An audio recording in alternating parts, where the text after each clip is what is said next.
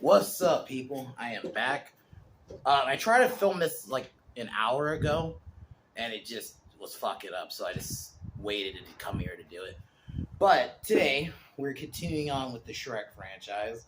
We are doing with Shrek 2. Blah. I'm doing Shrek 2, which came out in 2004. I remember when this first came out, it kind of just dropped, because this was back in like the aughts when this was before YouTube. Trailers weren't just like everywhere yet. So I remember just seeing it and really liking it. This is one a lot of people seem to love over the first one. I love this one, but I just think something about the first one is just the simplicity. But I understand why. The introduction of Puss in Boots, the introduction of Far, Far Away, and it kind of like builds on the lore of this world. I feel like the sequel really, introduced Fiona's parents, who I think were great characters. The fairy godmother is one of my favorite villains, and I'm not gonna front. She's kind of thick. And she was a good villain just in general. Like, trying to pull the strings from the back in the background. Prince Charming was good, even though I didn't remember this, but I guess he comes back in the third one. I don't know. I thought for whatever reason he doesn't come back, but yeah, King Harold and Queen Lilith, I think, are the name of Fiona's parents. Basically, the premise is after getting married, Fiona's parents invite her to come back, but we learn that they rejected her because of she ends the whole trip with the ogre thing. So they come, they meet Shrek. Obviously, you have that. It's like a little bit of like that meet the parents that kind of story, or not even just meet the parents, but that kind of premise where parents meet daughter's husband or boyfriend or whatever, that kind of story. And then but fairy godmother was fucking sorry. God damn it. Hold on.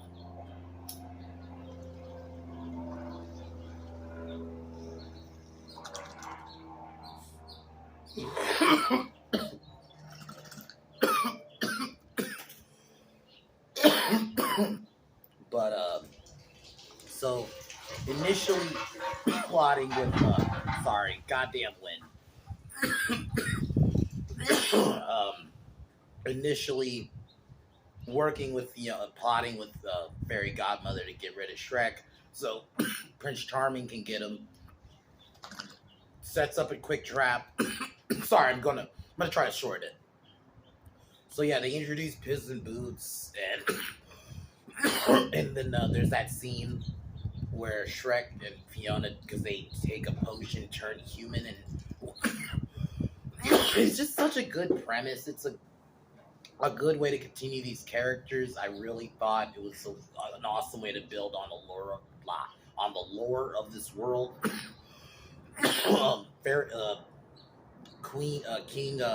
King Harold's a good character. He's a fun character. Ultimately, he's not a bad guy. He loves his daughter, but it just took him a while to realize. What? I just got to realize what she really loves Shrek. She loves him. So it's such a good, wholesome movie. So I think it's a solid sequel that is a great continuation. So I definitely recommend it. You can watch like Shrek 1 and 2 back to back, and they're perfect. Because it's almost like right after you even get kind of like a similar opening to the first one. It's not all-star, but where Shrek and Fiona are like setting up their house and stuff and doing marriage stuff. Puss in Boots is such an awesome addition, and I'm happy they kept him around. And yeah, just an all-around fun movie. So I would probably give this one a 9 out of 10. I think I gave the first Shrek like a 9.5 or a 10, so I'd give this one about a 9. Yeah. I don't really remember Shrek the Third that much, so that one's gonna be kind of almost like watching with fresh eyes. So we'll see it, because the first two are the ones I mainly really remember are the first two. So, but anyway, tomorrow I'm gonna go see Knock at the Cabin again. Sorry about that. I got like a recycling bag like right next to me, and I didn't realize it'd be so fucking windy today. But I'm gonna be seeing Knock at the Cabin again tomorrow. So I figure we'll see it again tomorrow, and then I'll review it tomorrow. Spoiler, and we'll go into it and see how it holds up a second time. I wanted to watch it a second time before I sat down and did a review, because while I thought it was decent, it's a first watch, and it's an M. Night movie. So I want to see if it has that staying power. So we'll see. But I'll review that tomorrow. But let's get into to Shrek 2. Fucking wind.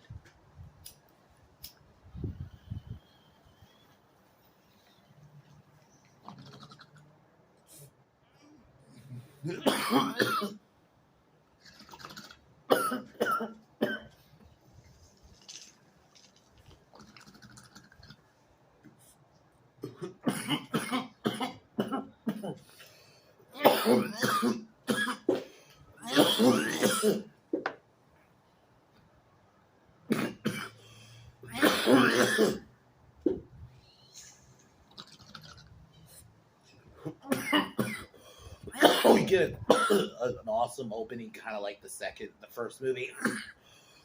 After like Shrek and Fiona get married, and you see kind of how like their honeymoon and everything goes. But after that, they return from their honeymoon back to their back to Shrek's swamp. They are invited. Fiona is invited to bring her husband to by her parents. We got like a kind of a quick backstory earlier in the opening, before like the actual opening of the movie starts, where they kind of explained like her parents shunned her. I kind of had fallen out because she's an actual ogre, so they didn't take like they even locked her away and stuff. So you had that. So you had like animosity going in. So I like that. I like that it tries to set up other characters. So initially, refusing, Shrek decides to go. And I love that section when they do go to Far, Far Away. A lot of, like, there's a shot of, like, there's so many Easter eggs. Like, instead of Burger King, it's Burger Prince, but it's basically the Burger King logo. It's a bit later, but I'll just say it now. The scene where Harold's meeting with Fairy Godmother and they're going to Fat Boy, which is Bob's Big Boy, which is like a burger restaurant, is fucking great. I love and then, like, when they get to the castle, you see Far, Far Away, and it's like in the Hollywood sign style. Like, I love the little stuff like that in this movie, and just the more characters, just even in the background that you see, like you see like a different gingerbread man. Just all around thought it was a solid sequel. Even like the wolf, the big bad wolf, was introduced in like in the granny outfit was great. Like, I think that's why this one, to me, I can understand why some people do like this one more. It builds that world so much more. Like the introduction to characters. I love Fiona's parents. They're like probably my favorite part of the movie, along with Fairy Godmother. But so they meet. She meets with her parents, and they all meet with their parents. They have like the dad and Harold and Shrek don't get along. I love the moment they start arguing. Just the back and forth. John Cleese. I didn't even know that's John Cleese who voices Key. It's perfect. So yeah, just all around, it's just such a fun movie. Um, but so after the argument, Fiona kind of storms off into her room. This is where we get the introduction of Fairy Godmother. And her and Shrek get into an argument because, God fucking damn it.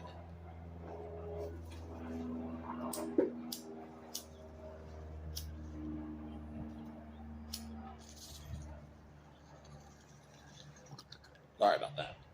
So her and Shrek get into an argument because Shrek wants to kind of go back home, but she felt like Shrek didn't even try to get along with her dad, while her dad secretly meets with Fairy Godmother. And this is where you have that big boy scene, but they also want to set up to get rid of Shrek, so Prince Charming, who I actually like, he's a good antagonist in this. Even though, yeah, he comes back in the third film, so that's kind of cool. You have a continued villain, and so it makes sense, especially after Fairy Godmother. I'll just spoil, she dies towards the end. So, but Fairy Godmother is a good antagonist, like the way she tries to manipulate behind the scenes. Like that scene where Shrek, granted, when he turns human, she still tries to tell Shrek, like, oh, you'll always be an ogre, just like try to fuck with his head mentally so he could go away. She's such a good villain in that sense. I do think Farquaad is probably my favorite, just in the meme sense, though. Death from Puss in Boots Last Witch, I can't wait to watch that one again, is probably the best overall villain, but Farquaad might be my favorite just because I do like how fun he is as a villain, and I think John Lithgow killed it, man. But anyway, um, uh, so Shrek, and oh, that's the other thing. Shrek and Donkey, in my opinion, I will say this. The one thing I will put this over the first one, I feel like Shrek and Fiona and Shrek and Donkey's chemistry is far better in this one. I don't know. It's just something about it. It's like, because I think by this point, it's the second movie. They know each other. So you already kind of have that, like, initial kind of, like, obviously distrust of each other out of the way now. So they're all just like, yeah, the chemistry's just like you like could believe they've known each other for a while. So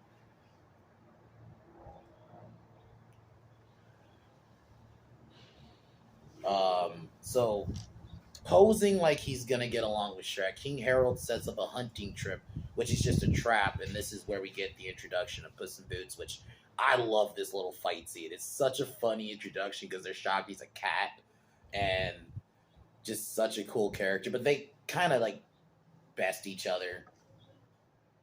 So and Puss in Boots ends up because he's not able to beat Shrek, he decides to become an ally, and this is where we lol, what a joke.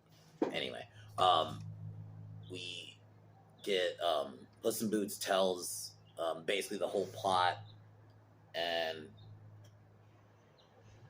because Fiona actually wants to get back with she initially meets with Charming, and they're trying to set it up, but she's just not in love with Charming, clearly.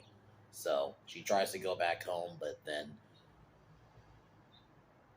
because they take this like potion, and then initially doesn't work, but then they all pass out. The next morning, Shrek's human, Donkey becomes a majestic stallion, and Fiona's human again. So Shrek tries to go back. But basically, this film is the bulk of it is they're trying to keep him from Fiona, which I think that works for this one. It's a nice, solid subplot because you can even see that Harold doesn't like part because he ultimately, truly loves his daughter, you know. But at first, you know, he's about that like he's a king, you know. It is about like appearances at first, right?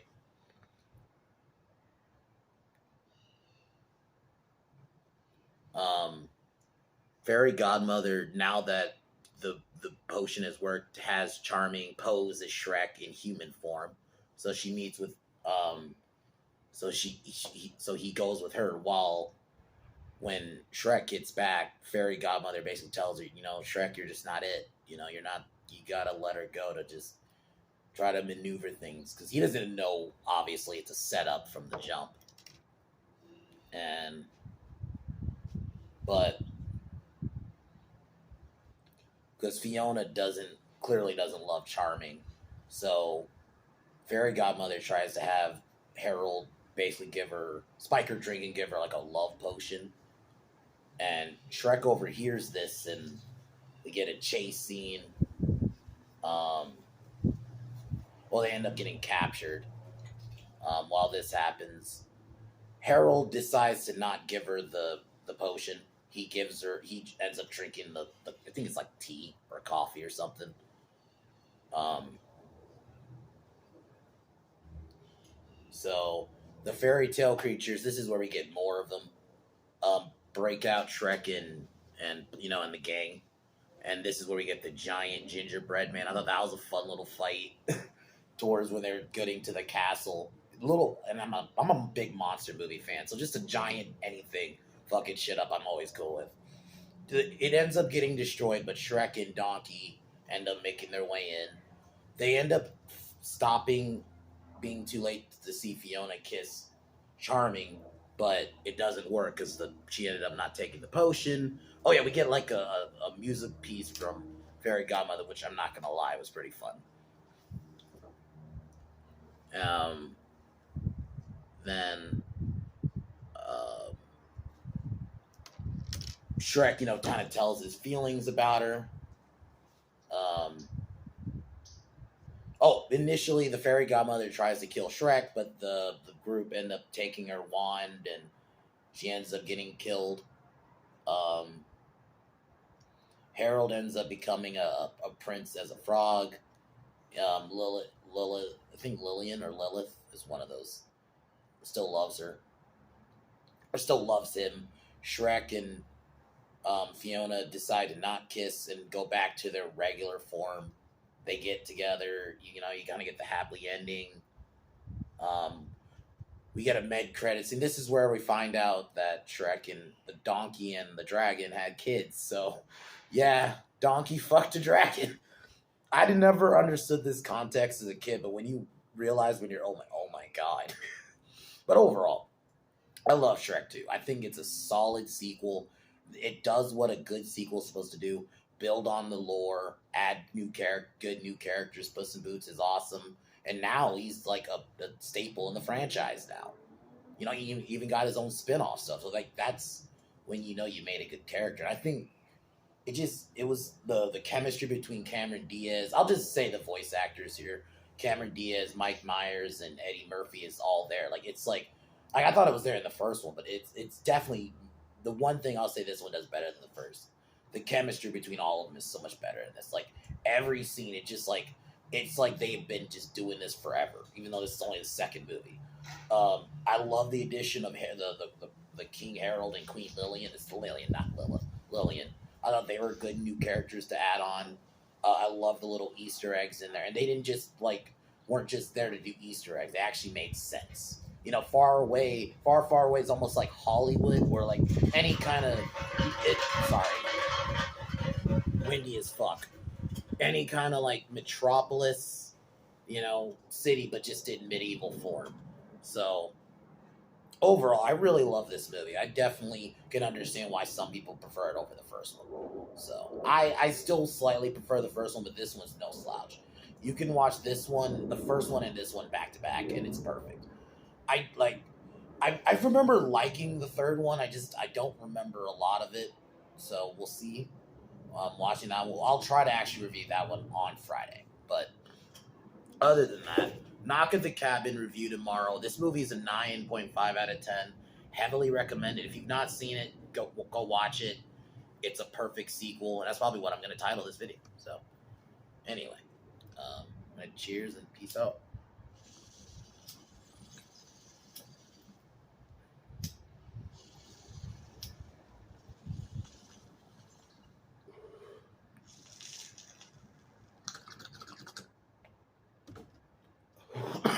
But as usual, I'll talk to y'all tomorrow. Peace.